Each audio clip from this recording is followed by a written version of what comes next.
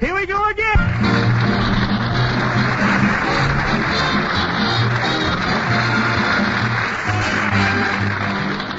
Yes, here we go again. It's Alan Young, buried deep in trouble. And as usual, we gotta dig him out. Alan Young.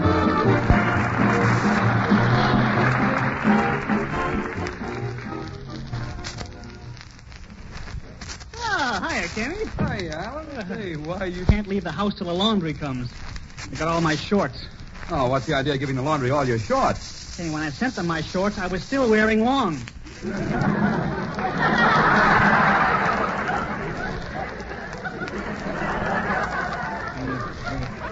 Service is awful, you know. I sent that laundry a note saying I thought your service would improve after VE Day. Yeah, what did they answer? They said you're not going to see those shorts till BVD Day. What I'm going to do, Kenny? Tonight I have to take a physical examination. I've applied for some insurance. Oh, what's the name of your insurance company, Alan? It's one of the best known in the country. Yeah, well, what is it? It's the We'll Be Sad When You're Dead, You Rascal, You Incorporated. I have a wonderful policy, you know, Kenny. Just look at clauses A and B. See, Clause A says if my house burns down, the company builds me a new one. What about Clause B? If their office burns down, I build them a new one. Very fair. They also cover you for household accidents. Kenny, do you realize that 4 out of every 5 accidents occur in the kitchen? Yeah, I know. My wife usually serves them for dinner. Come on, Kenny. What time you left? Let's see. What do I need to take a physical examination for anyway? I'm a perfect specimen. Just look at yourself in that mirror, young. Look at those bulging muscles. That barrel chest. That magnificent torso. What a beautiful hunk of man. Young, you're crazy. Yes, at that, I am a pretty good example of American manhood. You ain't an example. You're a warning. Oh, it's little David. David, I'm going to be examined for life insurance. Of course, you don't know what insurance is. Oh, no? Insurance is just like a football game. Football game? Yeah, your relatives sit on the sidelines waiting for you to kick off. Yeah. Well, I'm taking out insurance because I expect to marry your sister Betty. I can't wait to propose to her. I want to see the blush come into her cheeks. Well, stop around about 6 o'clock. That's when she puts it on. Well, just think of it, David. Someday I'm going to live under the same roof with you. You're not going to like it at our house, Mr. Young. Why not? The hot water comes out of the cold faucet, the cold water comes out of the hot faucet, and nobody ever comes out of the bathroom. Well, you know, I expect to raise a little family, too. We'll have a little boy. He'll look just like me, and you'll be his uncle. Well, I'll be a monkey's uncle. So you think I look like a monkey, eh? Oh, bless your little... David, boy, someday I'm going to be your brother-in-law, you know. Well, you'd better hurry up because that rich Hubert Updike is making plenty of time with my sister Betty. Last night he was holding her hand. I'm not jealous. Only savages get jealous. And then he put his arm around her. So what? Only savages get jealous? And then he kissed her.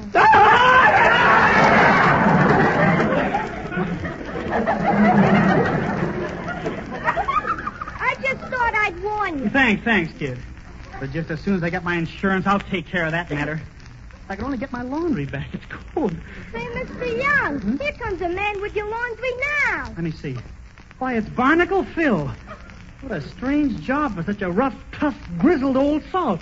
David, in a minute you're going to meet the fightingest cuss this side of the Spanish Main. Hiya, Barnacle Phil. Hello.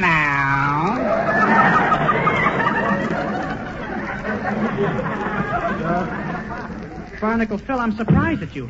A sailor. Did you trip, kid?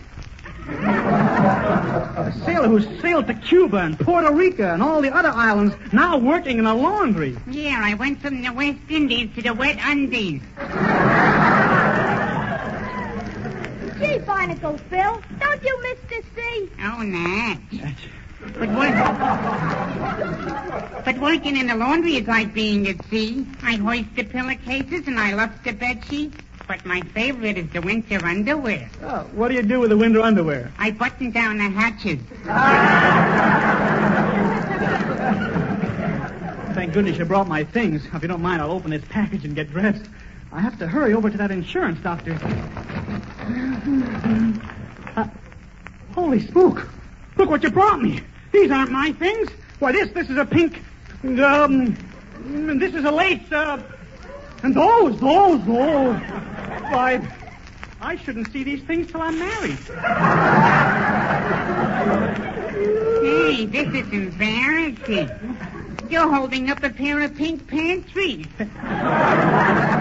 Pantry's nothing. This is big enough to be the whole kitchen. What are you going to do, Mr. Young? Well, a situation like this calls for emergency measures. I hate to do it, but I can most likely borrow what I need from that fancy Hubert Updike. But what are you going to wear to Hubert's house? Where to Hubert? Oh, well, David, Barnacle Phil, turn around and don't look. I'll take these pink pantries and step into them. They are kind of long. I'll just tuck them into the bottoms of my shoes. There. Well, all right, you two, you can turn around now. Well, if it ain't Maria Montez. Oh, they're adorable.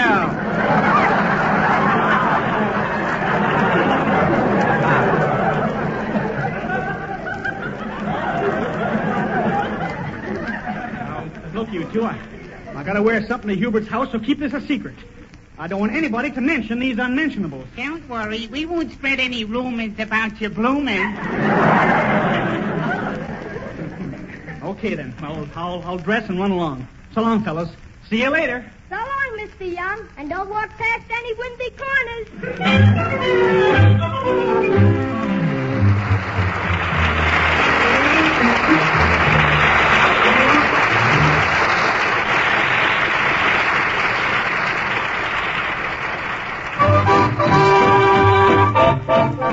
The Tune Twisters with a number from a current picture tonight and every night.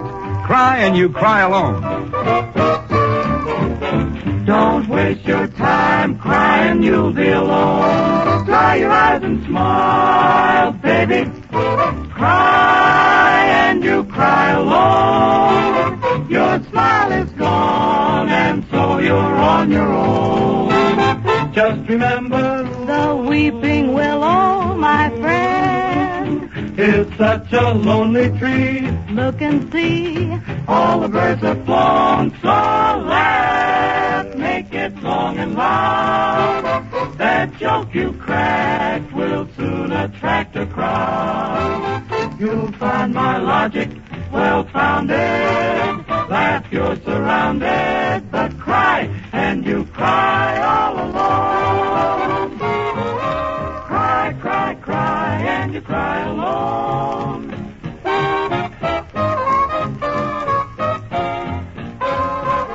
Won't you remember the weeping willow, my friend, is such a lonely tree. Look and see, all the birds have flown. Baby, won't you laugh, laugh, laugh, make it loud and long. That awful joke you cracked, turn the laughter on. Make with a smile, child, it's the latest style. But cry, cry, baby, when you sing the blues, the blues. You'll find you'll cry all alone.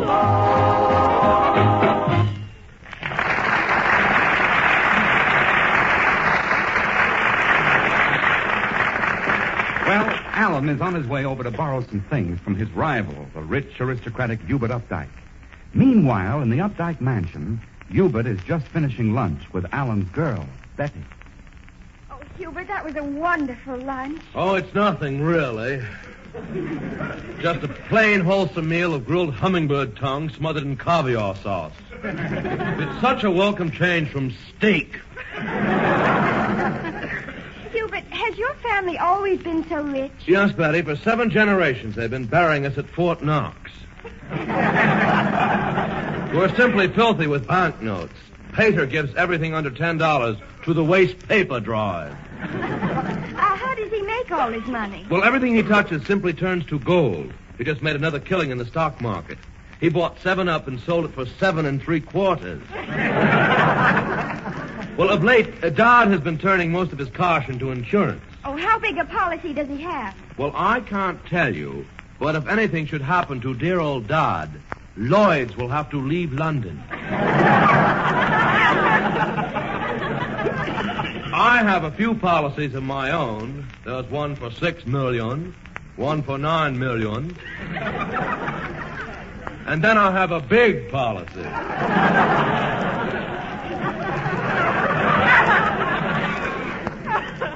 Hubert, I don't want wealth.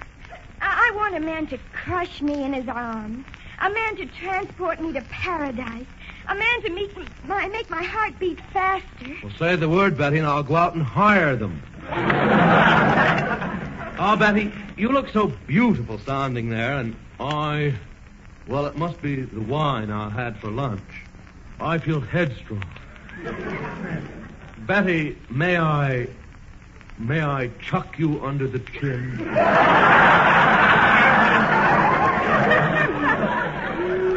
Hubert Updike, just because you proposed to me and offered me a $20 million inheritance, don't think you can take such liberties as chucking me under the chin.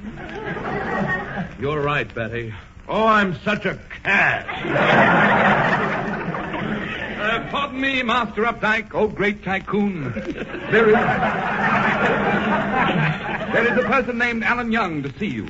Shall I show him in? Yes, Thorndyke. Take his hat and coat and destroy them. Hello, Betty. Oh, hello, Alan. Betty, I'm getting insurance. I'm really looking ahead. In case I die, I want to have a good future.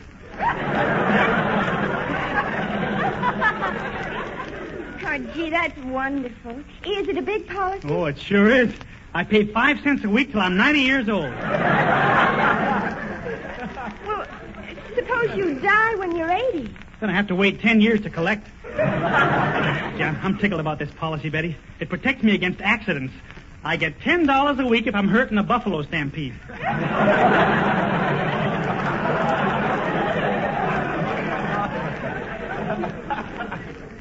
Well, do you collect if you're hurt in an automobile accident? Only if the car is driven by a buffalo. But I'm taking out this insurance because I'm thinking of asking you a big question, Betty. Alan Young, don't be ridiculous.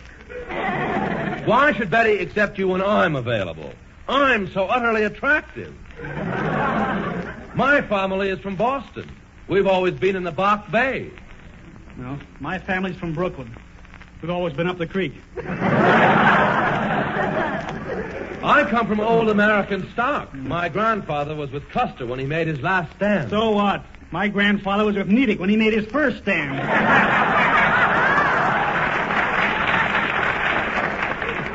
But if Betty marries me, we'll go to the finest nightclub.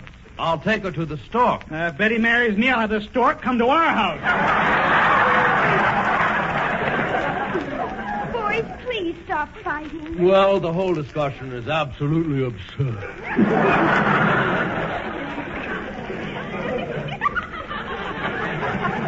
What's so absolutely absurd about it? Well...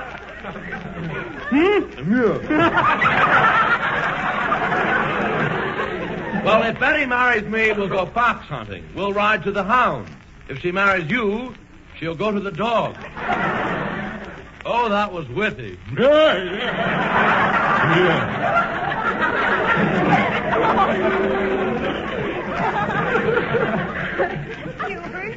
I don't think it's fair for you to criticize Alan so severely. If you don't mind, I'll go home. Oh, very well, Betty. I'll call you a cab. Wait a second, Hubert. I'm taking her home. Call us a trolley car. Now, look, Alan, I really have been joshing with you. Mm-hmm. You know very well I'll give you the shirt off my back. Oh. Well, that reminds me, Hubert, I wonder if you'd let me have the shorts. I need them very badly. Well, do you think you could get into my shorts? If you got out of them first. I'm awfully sorry, Alan, but I have none to spare right now. My shorts didn't come back from the jeweler's yet.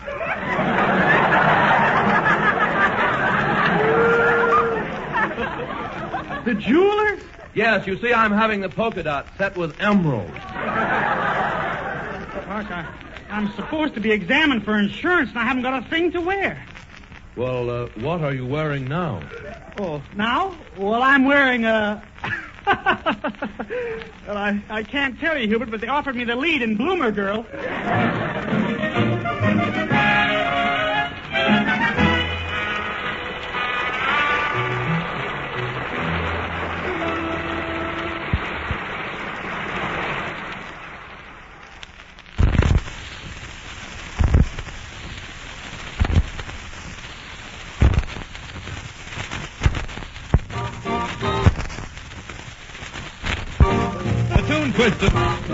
The Tune Twisters.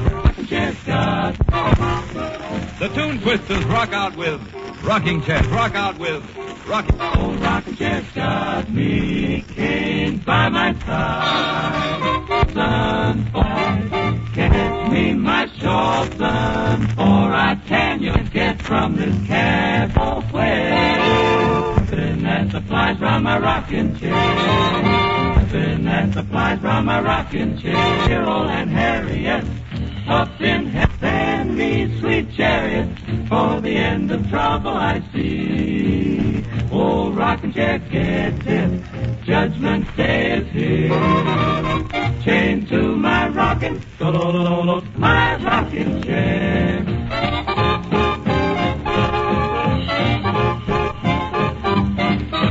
Rock, rock, rockin' in the rocking chair, sitting by my side. Fetch my shawl, boy, before I tan your hide.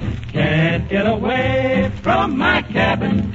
If I did, I couldn't go nowhere. Napping and sitting round, grabbing at the supplies around my rocking chair. Oh, my old Aunt Harriet, up in heaven she be. Lend me my sweet chariot. For the end of all the trouble I can see. Old rock, rock, rocking chair gets it. My rock, rock, rocking chair gets it. Beginning to drag, chained to my rocking chair. Getting nowhere with my rocking chair, so it's just about time that I gave it the air. Chained to my rock, rock, rocking chair.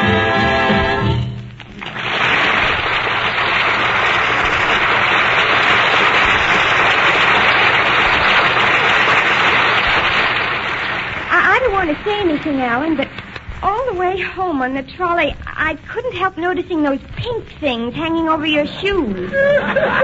Teddy, you must be imagining things. And pardon me while I pull them up.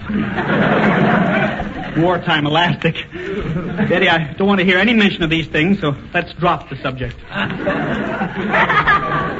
right, I won't mention it again. Mm-hmm. Alan, come over here and sit on the hammock. It's such a nice afternoon. Smell the fragrance of our flower garden. Oh, what kind of flower is that I smell? Oh, those are roses. They're just beginning to show. They're early bloomers. Betty, don't start that. I just see myself as a bride. I'm wearing something old, something new, something borrowed. So am I. It ain't blue. Why can't you be more romantic? Mm-hmm. Look in the garden. See those two pigeons billing and cooing? Why can't we do the same? Don't be silly, Betty. We'd fall off that statue. Alan, why don't you ever propose to me? I will, Betty, as soon as I get my insurance. I want to make sure you're protected when we're married. Then if I should go before my time, you'd collect time and a half. Alan, I'm not that mercenary. Why, if you should die, I'd be just as happy if you didn't leave me a cent. Nice of you to feel that way, Betty. Hey, Mr. Young. Oh, Barnacle. Did you find out what happened to my laundry? Some lady's got it. You got her bundle, and she got yours. Well, what's her name? Where does she live? Gee, I forgot to ask her. You didn't ask it. I'll never get my laundry back. How could you make such a stupid mistake? Well, anybody's liable to pull a bloomer. Now you're starting. Guess I'll have to go down for my examination this way. Oh.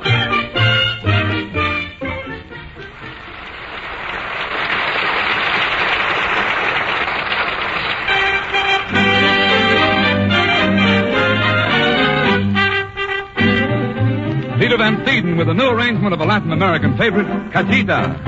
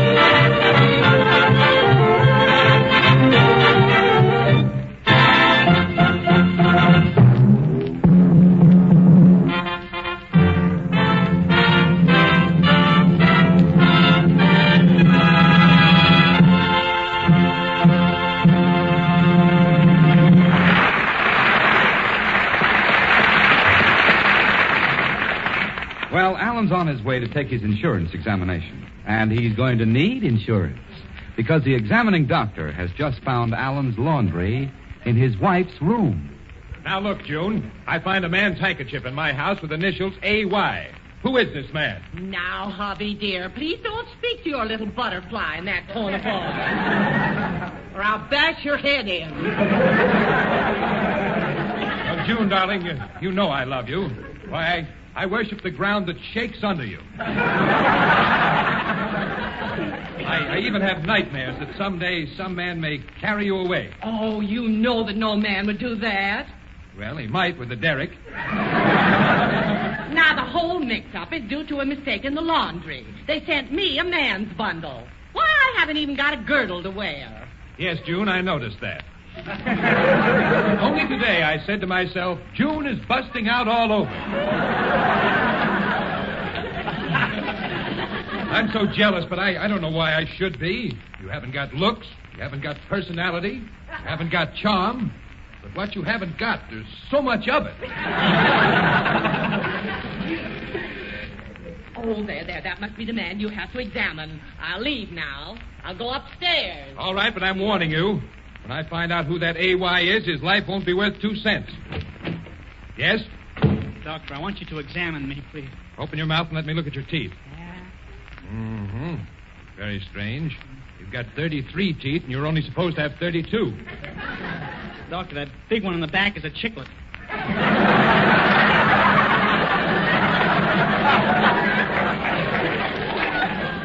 Well, now, move over here. Just sit down, please, and cross your knee.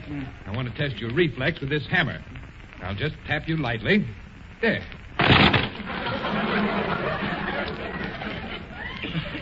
It's going to leave a mark. Now, I want to examine your throat. Open your mouth, and I'll insert this little wooden spoon.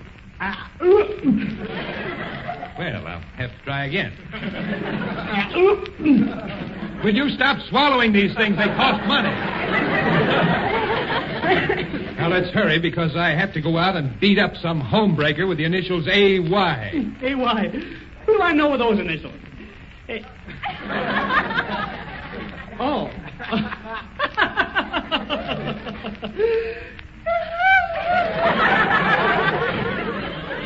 Say, Doc, what made you suspect this A.Y.? Well, I found some men's handkerchiefs in my wife's room with the initials A.Y. Oh.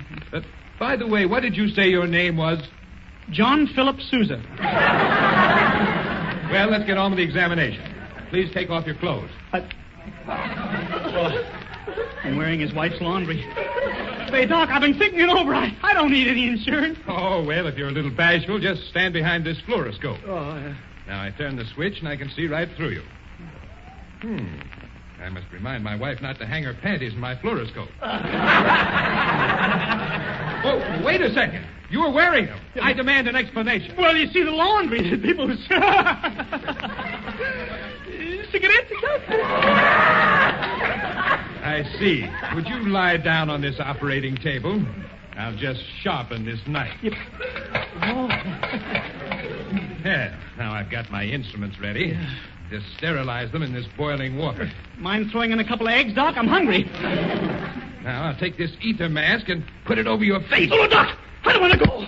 I'm too young. I got my life before me. I haven't lived yet. Don't do it. I don't want to go. I don't want to go. Bye now.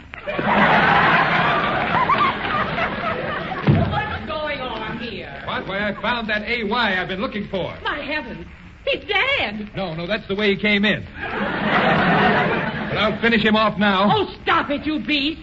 I've got to revive this poor boy. There you are. Now open your eyes. Now turn your face over here and look at me.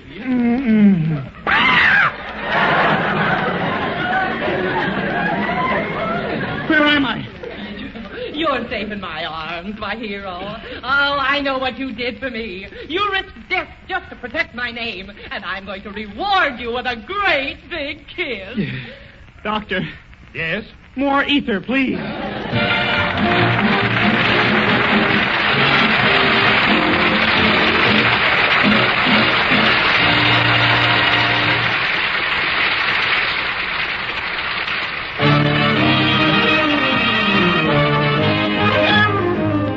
Peter Van Steeden and the orchestra give us a little Latin American rhythm. You belong to my heart.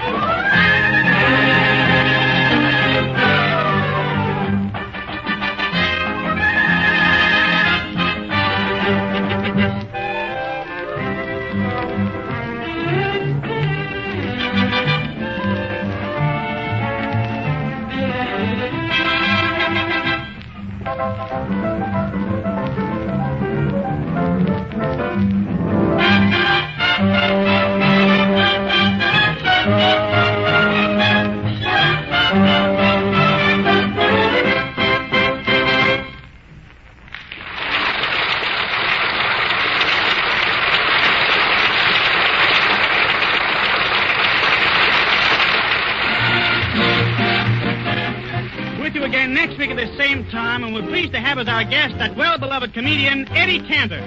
Till then, this is Alan Young speaking for my well-meaning neighbors, Tenny Delmar, the Tune Twisters, Peter Van Steeden and his orchestra, and saying good night. Thank you.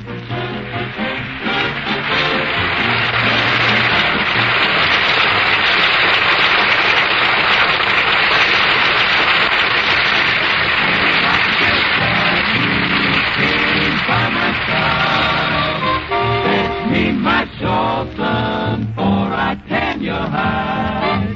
Can't get from this cabin, go nowhere. Just sit me here grabbing at the flies from my rocking chair. My dear old Aunt Harriet. This is the Armed Forces Radio Service. Send me sweet chariot for the end of trouble I see. Old rocking chair gets it. Judgment Day is here. Chained to my rocking chair.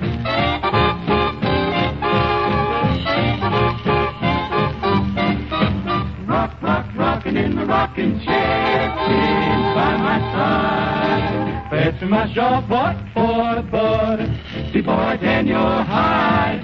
Can't get away from my cabin. napping. If I did, I couldn't go nowhere. Napping and sitting round, grabbing at the flies around my rocking chair. Oh, my old man.